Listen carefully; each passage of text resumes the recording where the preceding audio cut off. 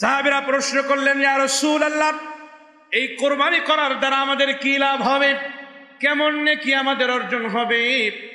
বিশ্বনবী রাহমাতুল্লিল আলামিন বললেন, ক্বালা বিকুল্লি শারাতিন হাসানা, কোরবানিকৃত পশুর প্রতিটা লোমের বিনিময়ে এক একটা নেকি তোমাদের অর্জন হবে।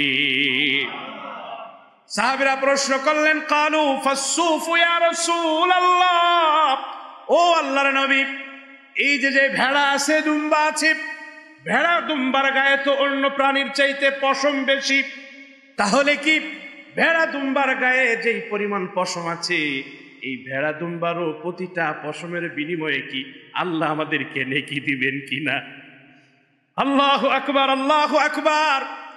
বিশ্বনবী রাহমাতুল্লিল আলামিন বললেন, ক্বালা বিকুল্লি শারাতিন মিনাস সুফি হাসানা, ও আমার সাহাবীরা শুনো, আল্লাহ তাআলা ভেড়া দুম্বারও প্রতিটা লোমের বিনিময়ে এক একটা নেকি তোমাদেরকে দান করবে।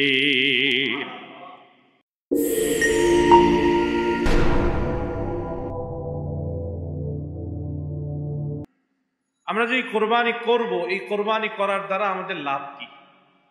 দুনিয়ার মানুষ যে যত কাজ করে, সমস্ত কাজের পিছনে আগে লাভ খুঁজে, ঠিক কি ঠিক না? আল্লাহ তাআলা মানুষকে লাভ প্রবণ করেই পৃথিবীতে সৃষ্টি করছে। এই জন্য প্রতিটা কাজের পিছনেই মানুষ তার কি উপকার হবে, এটা করলে তার লাভ কি হবে, এটা মানুষ খুঁজে। আমার ভাইরা, কোরবানি করলে লাভ কি হবে, এই প্রশ্ন আমাদের মনে যেই রকম রয়েছে, বিশ্বনবী রাহমাতুল্লিল আলামিন সাল্লাল্লাহু আলাইহি ওয়াসাল্লামের সাহাবীদের মনেও এই প্রশ্ন ছিল। সুবহানাল্লাহ।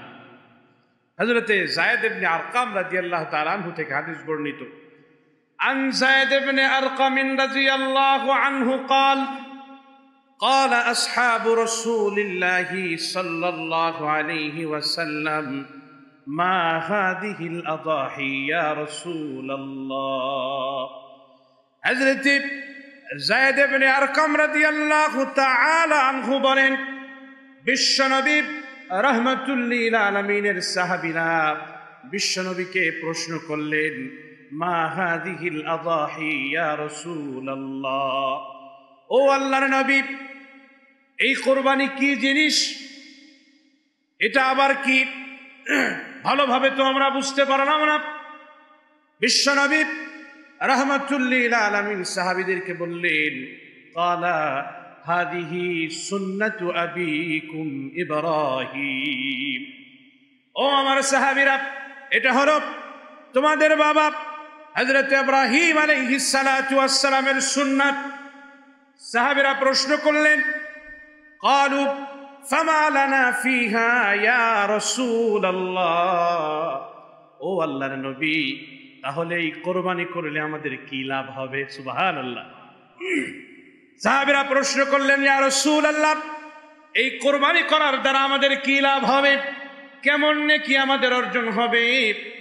বিশ্বনবী রাহমাতুল্লিল আলামিন বললেন, ক্বালা বিকুল্লি শারাতিন হাসানা, কোরবানিকৃত পশুর প্রতিটা লোমের বিনিময়ে এক একটা নেকি তোমাদের অর্জন হবে।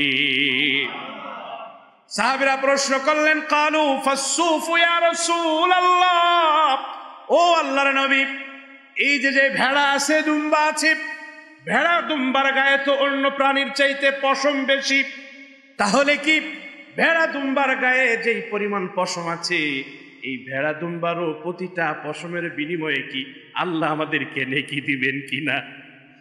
আল্লাহু আকবার, আল্লাহু আকবার। বিশ্বনবী রাহমাতুল্লিল আলামিন বললেন, ক্বালা বিকুল্লি শারাতিন মিনাস সুফি হাসানা, ও আমার সাহাবীরা শুনো, আল্লাহ তাআলা ভেড়া দুম্বারও প্রতিটা লোমের বিনিময়ে এক একটা নেকি তোমাদেরকে দান করবে। এজন্য আমার ভাইয়েরা, আমার বন্ধুরা, আমার আপনারা নবী বিশ্বনবী রাহমাতুল্লিল আলামিন হিজরতের পরে 10 বছর মদিনায় অবস্থান করেছেন, আর 10 বছরই রাসূলুল্লাহ নিয়মিত কোরবানি করেছেন। আন আব্দুল্লাহ ইবনে উমর রাদিয়াল্লাহু আনহুমা قال أقام رسول الله صلى الله عليه وسلم بالمدينة 10 سنين يضحي বিশ্বনবী রাহমাতুল লিল আলামিন 10 বছর মদিনায় অবস্থান করেছেন। আর এই 10 বছরের প্রতিটি বছরই রাসূলুল্লাহ কুরবানি করেছেন। আমার ভাইয়েরা, নবীজির এই ধারাবাহিক কোরবানি করাটা, এই নিয়মতান্ত্রিক ভাবে প্রতি বছর কোরবানি করা, এটাই উম্মতের জন্য কোরবানি ওয়াজিব হওয়ার দলিল। রাসূলুল্লাহ যেহেতু নিয়মিত কোরবানি করেছেন, এজন্য উম্মতের সামর্থ্যবান ব্যক্তি যারা, তাদের জন্য প্রতি বছর কোরবানি করা ওয়াজিব। প্রতি বছর কোরবানি করতে হবে। আমার ভাইয়েরা, আমার বন্ধুরা, আমার আপনারা নবী, উম্মতের নবী, রাহমাতুল লিল আলামিন নবী ইন্তেকালের আগে হযরত আলী রাদিয়াল্লাহু তাআলা আনহুকে বললেন, ও আলী, আমি যখন দুনিয়ায় থাকবো না, আমার ইন্তেকালের পরে তুমি আমার পক্ষ থেকে একটা কুরবানি করবা। সুবহানাল্লাহ। হযরত আলী রাদিয়াল্লাহু তাআলা আনহু বিশ্বনবী রাহমাতুল লিল আলামিনের ইন্তেকালের পরে যতদিন তিনি দুনিয়ায় জীবিত ছিলেন, ততদিন নবীজি হযরত আলী বিশ্বনবীর পক্ষ থেকে কুরবানি করতেন। সুবহানাল্লাহ। আমার ভাইয়েরা, আমরাও যদি নবীজির পক্ষ থেকে কোরবানি করি, এটা ভালো হবে না মন্দ হবে? খুব ভালো না? অনেক ভালো হবে। এজন্য যারা একটা গরু কোরবানি করেন, একটা গরু, একটা মহিষে, একটা উটনিতে 7 জনের নাম দেওয়া যায়, অর্থাৎ 7 জনের পক্ষ থেকে কোরবানি করা যায়। যদি কেউ এমন করে যে 6 জনে মিলে একটা গরু ক্রয় করছে, তো 6 জনে মিলে একটা গরু ক্রয় করে 6 জনের নাম দিছে, আর 6 জনের টাকা দিয়ে একটা অংশ রাসূলুল্লাহর নামে দিছে। সুবহানাল্লাহ, কত সুন্দর না বলেন? তাহলে প্রত্যেকটা সামান্য সামর্থ্যবান যারা, হালকা সামর্থ্যবান যারা, তারাও চাইলে কয়েকজনে মিলে রাসূলুল্লাহর পক্ষ থেকে একটা কোরবানি করতে পারে। এইটাও বড় সুন্দর।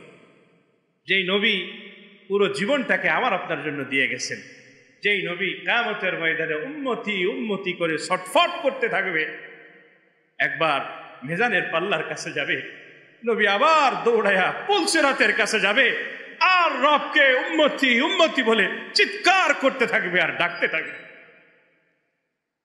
এই জন্য যাদের সামর্থ্য আছে তারা রাসূলুল্লাহর পক্ষ থেকে কোরবানি করবেন। আল্লাহ তৌফিক দান করে বলি আমিন।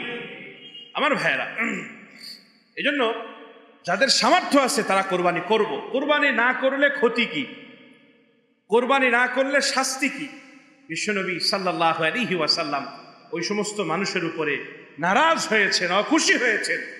রাসূলুল্লাহ বলেছেন, মান ওয়াজাদা সাআতান লিআইয়ুযহিয়া ফালাম ইউযহি ফালা ইয়াহযুরান্না মুসাল্লানা। অন্য এক রাওয়ায়াতে ফালা ইয়াকরাবান্না মুসাল্লানা।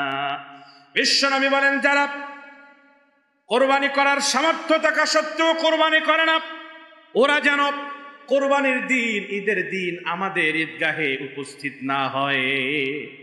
অন্য এক হাদিসে রাসূল বলছে, ওরা যেন আমাদের ঈদগাহর ধারে কাছেও না আসে। কত বড় ধমক রাসূলুল্লাহ দিয়েছেন। এই জন্য আমার ভাই, প্রশ্ন হলো, হুজুর কোরবানি কাদের উপরে ওয়াজিব?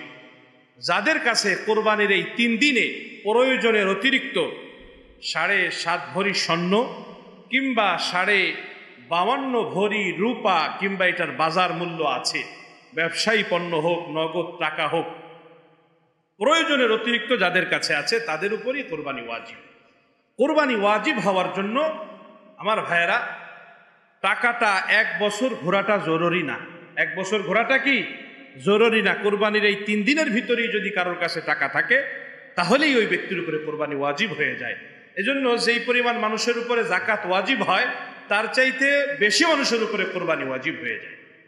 আমার ভাইয়েরা, যদি কেউ আসলেই আল্লাহর জন্য কোরবানি করে, তাহলে আল্লাহ তাআলা অবশ্যই অবশ্যই তার মালের মধ্যে বরকত দান করবেন। অবশ্যই আল্লাহ তাআলা তার মালের মধ্যে বারাকা দান করবেন। আল্লাহ তাআলা তাকে বিপদ আপদ থেকে, মুসিবত থেকে আল্লাহ তাকে হেফাজত করবেন। এজন্য আমার ভাইয়ের, আমার বন্ধুরা, এটা হলো তাকওয়ার আমল। আল্লাহকে পাওয়ার আমল, আল্লাহর কাছে যাওয়ার আমল। সুবহানাল্লাহ। আমার ভাইয়ের, আমার বন্ধুরা, কোরবানির যেই করব আমরা, কোরবানির পশুটা কেমন হতে হবে? এক কথায় কোরবানির পশু হতে হবে অত্যন্ত সুন্দর, অত্যন্ত সুন্দর। ল্যাংড়া, লুলা, কানা, খুড়া এইরকম কোরবানির পশু হতে পারবে না। এরকম পশু কোরবানি দেওয়া যাবে না। আমার ভাইয়েরা, দাঁতবিহীন পশু, এটা দ্বারা কোরবানি করলে কোরবানি জায়েজ হবে না। লেজবিহীন পশু, যেই পশুর লেজই নাই, একটা হলো জন্মগতভাবেই লেজ নাই, এটার ক্ষেত্রে ওলামাদের মতভেদ আছে। কেউ বলেছেন এমন পশু দ্বারা কোরবানি করা যাবে না, কেউ কেউ বলছে যেহেতু জন্মগতভাবেই নেই, এটা দ্বারা কোরবানি করলে কোরবানি হবে। কিন্তু কর্তৃত লেজ কর্তৃত পশু দ্বারা কোরবানি করলে কোরবানি জায়েজ হবে না। এমন পাগল পশু, পাগলা গরু, যে কোনো দানা পানি খায় না, না খেয়ে আস্তে আস্তে শুকায় যাচ্ছে, এইরকম পাগল পশু দ্বারা কোরবানি করা যাবে না। যদি হ্যাঁ পাগলা কিন্তু খাবার দাবার ঠিকঠাক মতো খায়, এমন পশু দ্বারা কোরবানি করা যাবে। আমার ভাইরা, জংলি জানোয়ার দ্বারা কোরবানি করা যাবে না। জংলি জানোয়ার দ্বারা কোরবানি করা যাবে না। অবশ্যই পশুটা গৃহপালিত পশু হতে হবে। সমলিঙ্গর পশু, যেই পশুর মধ্যে দুই ধরনের লিঙ্গই পাওয়া যায়, এইরকম সমলিঙ্গের পশু দ্বারা কোরবানি করলে কোরবানি আদায় হবে না। 7 ধরনের পশু দ্বারা কোরবানি করা যায়। একটা হলো গরু মহিষ।